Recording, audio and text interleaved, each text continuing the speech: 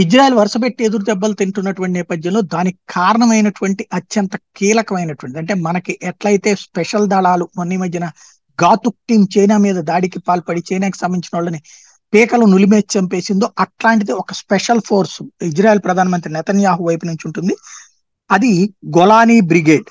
ఈ బ్రిగేడ్ చాలా పవర్ఫుల్ అన్నటువంటిది అందరూ భావించేటువంటిది. ఈ బ్రిగేడ్ మొన్న ఈ మధ్యన రంగంలోకి దిగింది. గాజాలో దారుణమైనటువంటి దాడులకు పాల్పడింది. చాలా కీలకమైనటువంటి అటాక్స్ చేసింది. అయితే ఇందులో దాదాపు 7-8 మంది వరకు ఈ మధ్యన హమాస్ రివర్స్ దాడిలో ఆ ఏదైతే ఆ ఇతర తీవ్రవాద సంస్థలకు సంబంధించిన దాడిలో చనిపోయారు.